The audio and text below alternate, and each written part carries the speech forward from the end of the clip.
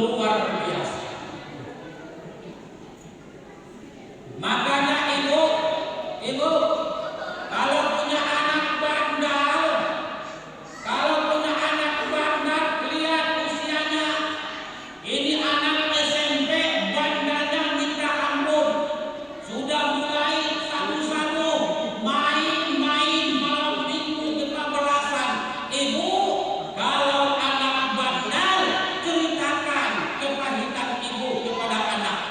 Anakku, iya mak, kamu jangan durhaka sama orang tua nak. Ingat wahai anakku, 9 bulan kamu dalam kandunganku nak. Dikala kamu berusia 9 bulan itu, penderitaan mama luar biasa. Jalan takut jatuh, duduk kelamaan pinggang rasanya mau patah. Ketika mama telungkup takut meletus belum waktunya. Yang paling menderita lagi anakku, dikala kamu dulu 90 aku lahirkan ke alam dunia. Dikala kamu dulu tahun 2004 aku lahirkan ke dunia. Pilihan ibu kalau tidak hidup mati. Bu, ceritakan pengorbanan ibu kepada anak. Insya Allah mereka jauh daripada sifat durhaka, jauh daripada sifat bandel, jauh daripada sifat malas. Insya ini kadang-kadang orang tua nasihatin anaknya nggak pernah buka sejarah. Kamu banyak kali anak siapa kamu? Malah anaknya dia tanya anak siapa. Bu, ibu, anak paling bodoh yang ditanya, anak yang ditanya. Buka sejarah.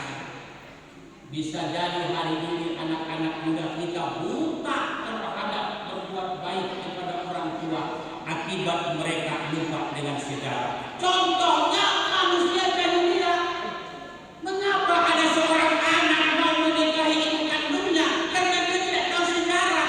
Dia tidak tahu kalau dia pernah nginap di kandungan ibunya. Dia tidak tahu kalau waktu dia dilahirkan mamanya menderita setengah mati. Lalu apa lagi kebodohan orang jahiliyah itu? Orang jahiliyah tidak sadar di mana mereka sekarang. Ini bapak-bapak kalau saya tanya pasti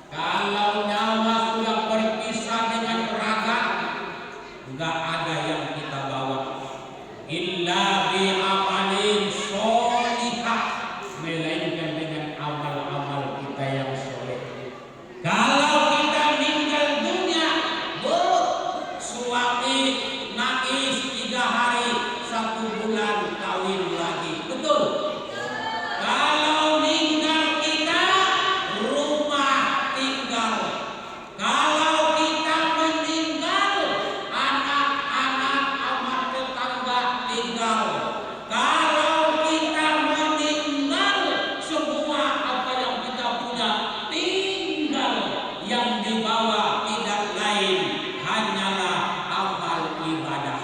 Makanya malam ini kita kumpul di sini, niat kita cuma satu, meraih ridhonya Allah, berpacu dalam ibadah agar ada bekal yang dibawa menuju akhirat. Amin ya rabbal. Jangan ada umat Islam yang merasa dunia kampung selamanya. Ibu, adakah umat Islam yang merasa dunia kampung selamanya? Ada? Warna apa jilbabnya? Jilbabnya warna apa? Jangan pernah merasa dunia kampung selamanya. Makanya umat Islam kita ini sungguh menderita di alam dunia. Coba bayangkan, dapat uang 1 juta kan, gak pulang itu harta kita. Baru 1 juta uang di kantong, 25.000 wajib kau keluarkan zakatnya. Kalau kau makan itu zakatnya, maka yang 1 juta jadi haram semuanya. Makanya umat Islam di dunia gak ada yang senang. Umat Islam itu baru hatinya senang kalau bisa sedekah. Umat Islam itu hatinya baru senang kalau bisa maulid Nabi. Umat Islam itu baru senang kalau di rumahnya ada anak yatim, di rumahnya ada orang miskin, dan selalu berinfak, selalu beribadah, selalu taat kepada Allah. Itulah kesenangannya umat Islam. Ya bayang, ya bayang. Kemarin beli mobil berapa harganya? 150 juta. Mana zakatnya? Keluarin zakatnya. Kalau nggak keluarin zakatnya, tuh mobil nggak berkah. Kemarin kita beli ladang 150 juta hektar. Mana zakatnya? Keluarin. Kalau tidak, itu ladang tidak barokah. Begitulah lika-liku umat Islam di alam dunia. Makanya kita umat Islam ini, Pak, memang benar gak ada tenangnya kalau dari segi harta. Kita bisa tenang kalau rukuk sujud kita mantap kepada Allah. Kita baru tenang kalau kita baik-baik sama tetangga. Ya Bu, Ibu, sama tetangga baik-baik ya Bu ya. Bu, awas dengan penyakit tetangga sama tetangga. Tetangga sebelah beli televisi meremut, tetangga sebelah beli kulkas kedinginan, tetangga sebelah beli mobil malah dia naik ambulan, bawa permata hati sampai di sana tinggal. Keluarganya nanya, Pak Dok, kenapa keluargaku tinggal? Apa dia sakit jantung? Tidak. Apa lever? Tidak. Urat asam? Tidak. Asam urat? Tidak. Jadi kenapa tinggal, Dok? Dokternya menjawab, Ibu, di keluarga ibu meninggal akibat diserang penyakit semos. Tahu semos Ibu? Susah melihat orang senang, senang melihat orang susah. Ya Bu ya. Alhamdulillah tetangga sebelah beli sepeda motor. Alhamdulillah tetangga sebelah beli mobil. Besok kalau tengah malam suamiku sakit, mau dibawa ke permata hati, nggak perlu telepon orang jauh, cukup ketuk pintunya tetangga, pinjamin mobilnya. Makanya bersyukurlah orang kalau dia bisa bersyukur kepada Allah kalau tetangganya mendapat nikmat. Alhamdulillah. Alhamdulillah. Ibu-ibu sama suami harus bersyukur. Bulan ini suami datang masih uang 10 juta. Alhamdulillah. Yang kompak, alhamdulillah. Bulan berikutnya bawa uang 5 juta. Alhamdulillah. Bulan berikutnya bawa uang 3 juta. Mana alhamdulillahnya? Bulan berikutnya pulang gak bawa duit. Allah terpaksa, alhamdulillah.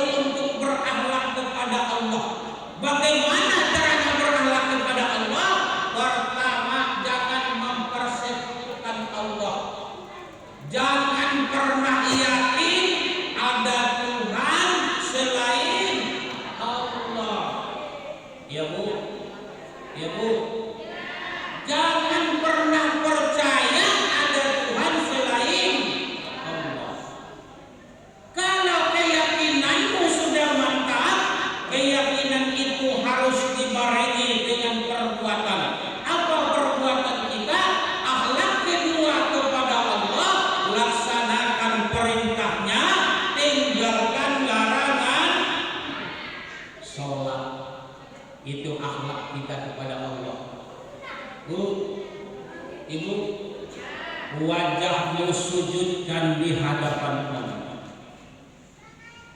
Maghrib wajah sujudkan di hadapan Allah. Kemudian berkata ikhlas kita di hadapan Allah. Subhana rabbiyal a'la wa bihamdi.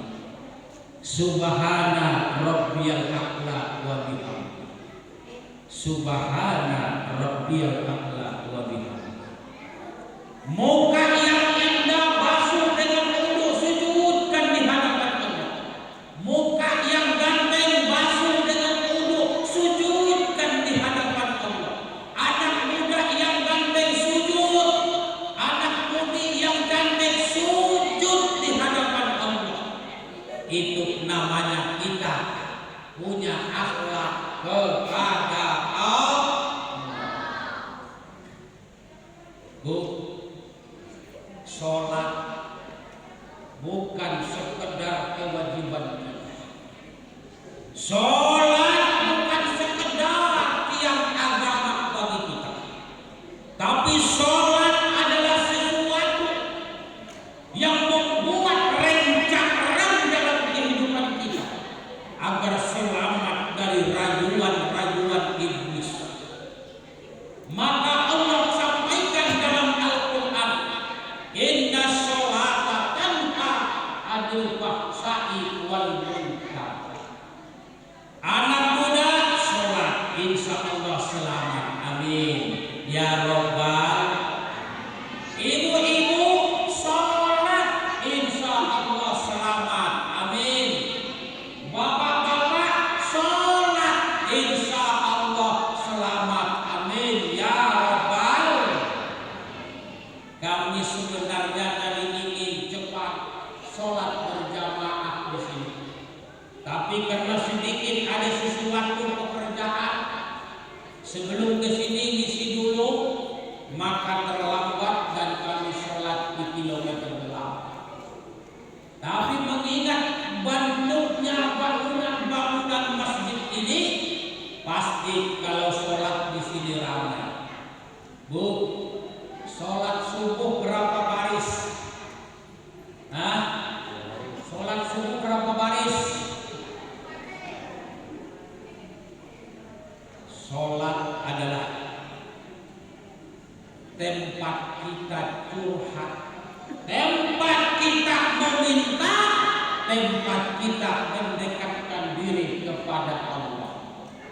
Dan di dalam Al-Fatihah pun Allah sudah mengatakan, kalau kamu mau minta rezeki, kalau kamu mau jadi orang kaya, kamu yang sudah sarjana mau cari pekerjaan, kuncinya iyyaka na'budu wa iyyaka nasta'in. Sholat dulu, nanti habis sholat kamu minta pekerjaan apa. Habis sholat kamu mau jadi orang apa. Habis sholat kamu mau jadi tokek apa. Habis sholat kamu jadi mau calon apa. Apapun yang mau kita harapkan dari Allah, kuncinya iyyaka na'budu wa iyyaka nasta'in. Menyembah kepada Allah. Ibu, ada nggak umat Islam yang sholatnya setahun sekali? Ada. Jilbabnya warna